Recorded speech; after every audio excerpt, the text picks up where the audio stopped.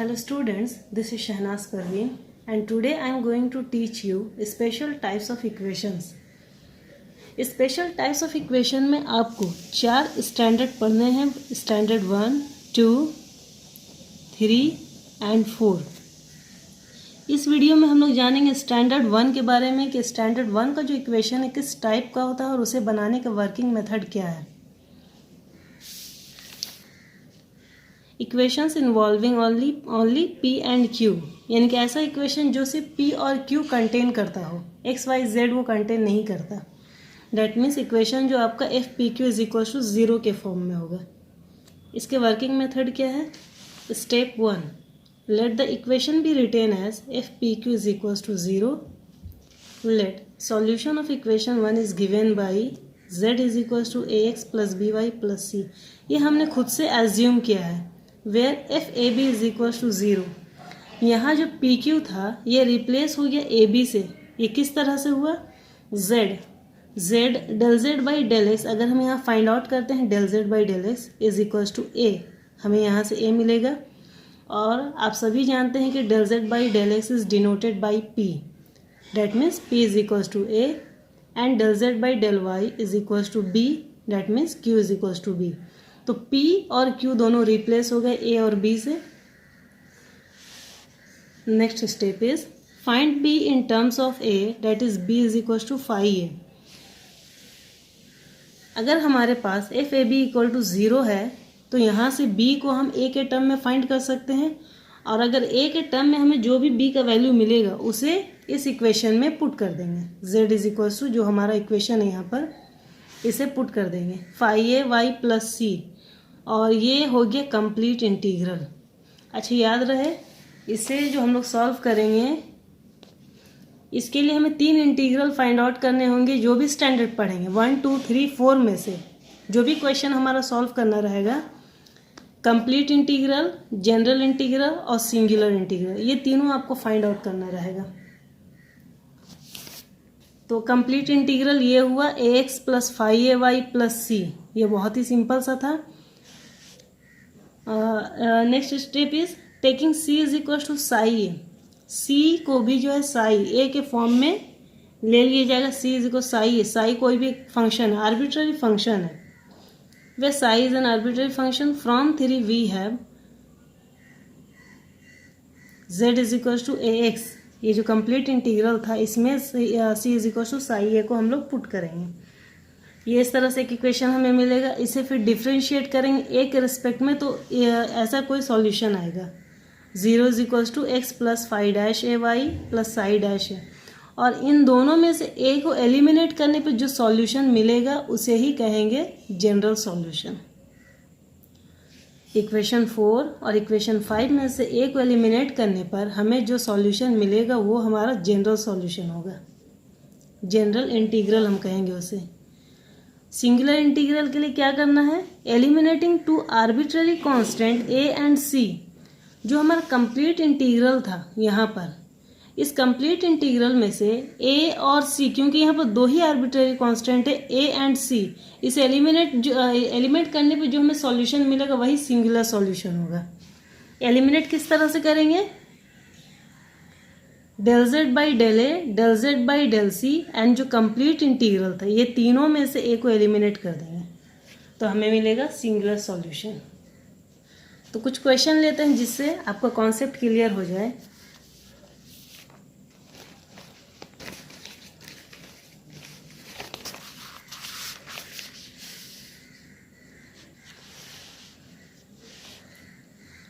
Solve p square plus q square is equal to 1। अच्छा याद रहे आपको कि जब भी क्वेश्चन में सॉल्व दिया रहे तो यहाँ पर आपको कंप्लीट इंटीग्रल भी निकालना है, जनरल इंटीग्रल भी निकालना है और सिंगुलर इंटीग्रल भी फाइंड आउट करना है। तीनों आपको निकाल के दिखाना होगा। और अगर क्वेश्चन में आपको मेंशन करता है फाइंड द कंप्लीट इंटीग्रल, तो बस कंप्लीट इंटीग्रल, डैट मीन्स ये जो इक्वेशन थी यहीं तक निकाल के आपको छोड़ देना है। या फिर अगर जनरल इंटीग्रल निकालना हो तो जनरल इंटीग्रल के लिए आपको कंप्लीट इंटीग्रल चाहिए ही, इसे निकालने के बाद जनरल इंटीग्रल हम लोग निकालेंगे। और अगर सिंगुलर इंटीग्रल निकालना हो तो उसके लिए भी कंप्लीट इंटीग्रल निकालने के बाद सिंगुलर इंटीग्रल निकालेंगे। तो क्वेश्चन में जो चीज़ मेंशन किया गया वो आपको निकालना है, लेकिन अगर क्वेश्चन में सॉल्व लिखा जाता तो आपको तीनों निकाल के दिखाना है।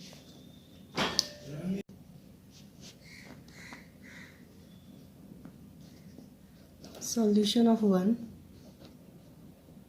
clearly given equation is of the form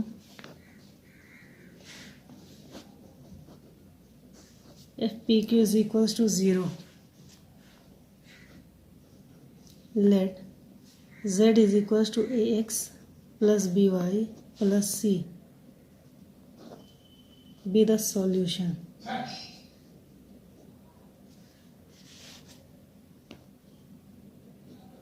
Where FAB is equals to 0, that means P और Q जो रिप्लेस हो जाए A और B से, या क्वेश्चन में जो हमारा PQ ये रिप्लेस हो जाए किससे, A और B से, that is A square plus B square is equals to 1। हमारा अगला स्टेप था कि B को A के फॉर्म में, A के टर्म में हमें चेंज करना, 1 minus A square.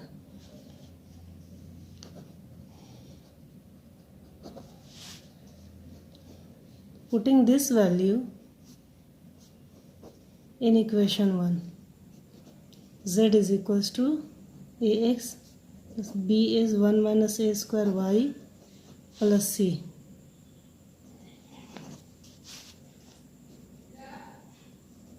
which is complete integral। यही हमारा complete integral था।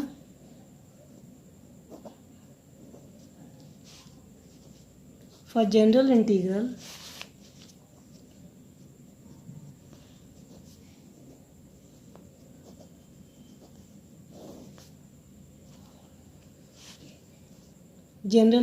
के लिए हमें let C is equals to psi A, put C is equals to psi A in equation 2,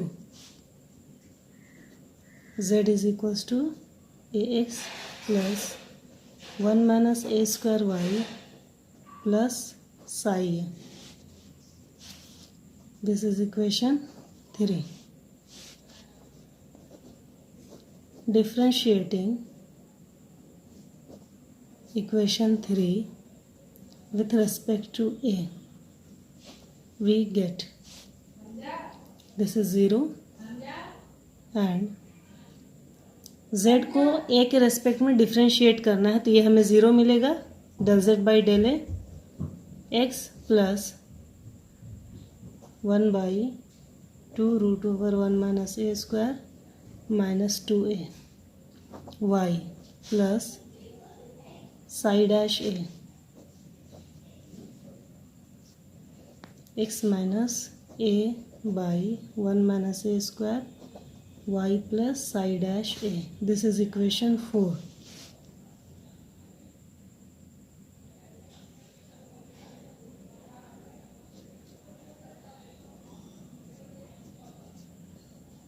On eliminating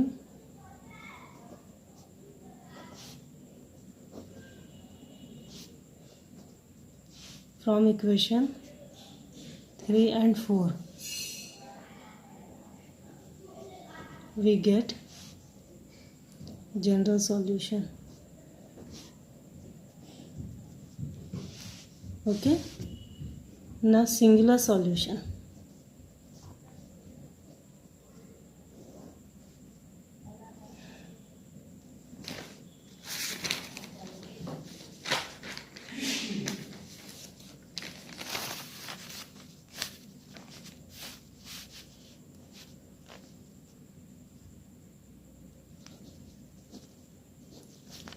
differentiating equation 2, singular solution के लिए हमें complete integral को A और C के रेस्पेक्ट में डिफ्रेंशिएट करना है पहले, A और C, क्योंकि दो ही आर्बिट्ररी कांस्टेंट है यहाँ पर।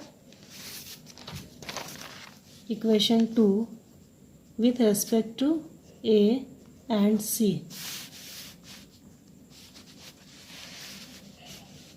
Z is equals to A and C ये दोनों कांस्टेंट है, तो del Z by del A is 0 is equals to A के रेस्पेक्ट में करना एक्स प्लस यहाँ मिलेगा हमें minus A by 1 minus A square Y and C इसका डेरिवेटिव 0 हो जाएगा। इक्वेशन 4। इक्वेशन 5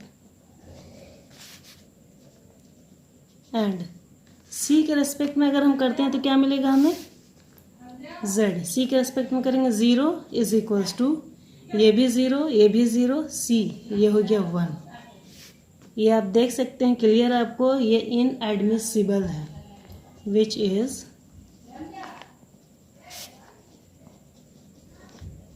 इनएडमिसिबल, जो कि पॉसिबल नहीं है ये, तो क्या होगा given differential equation has no solution. इस तरह का नो सिंगुलर सॉल्यूशन, इस तरह का जब भी कंडीशन हमारे पास आएगा तो आप समझिए कि जो दिया गया है हमारे पास डिफरेंशियल इक्वेशन उसका सिंगुलर सॉल्यूशन नहीं है। Hence given differential equation has no singular solution. यह था क्वेश्चन नंबर 1। क्वेश्चन नंबर 2 भी यहीं पर देखते हैं हम लोग क्या होता है। Q is equals to 3p square. ये क्लियर है आपको, ये जो PQ के फॉर्म में है, given differential equation is in form of FPQ is equals to 0। So Z is equals to AX plus BY plus C is the solution.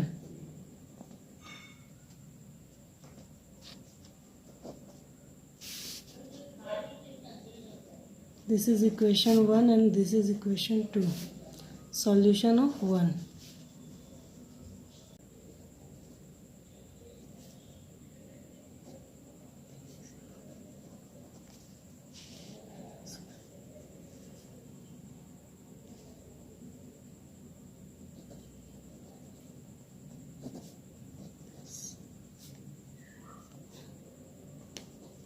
Question 1.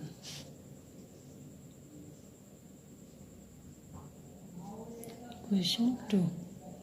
Z is equals to AX plus 3A square Y plus C.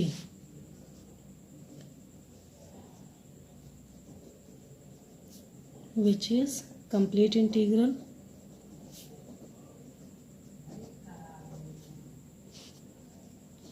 for general integral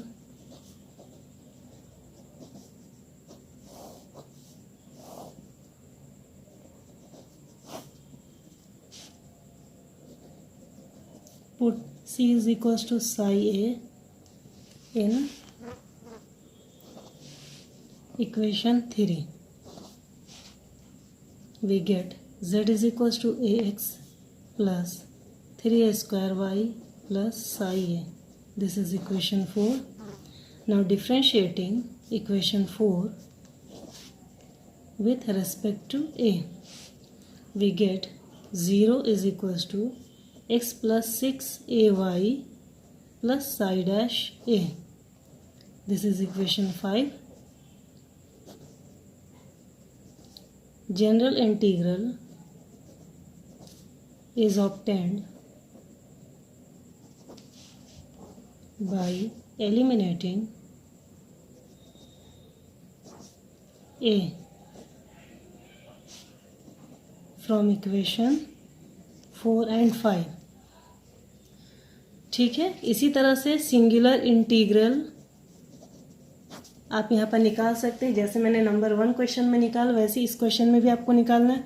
यहाँ भी आपको उसी तरह से इस equation का भी singular integral नहीं होगा। जिस तरह से हमने इसमें निकाला था 0 इक्वल टू 1, उसी तरह इसमें भी होगा। आप खुद से निकाल के देख लीजिएगा। आई होप आज का लेक्चर आप लोगों को क्लियर हुआ होगा। आज के लिए इतना ही।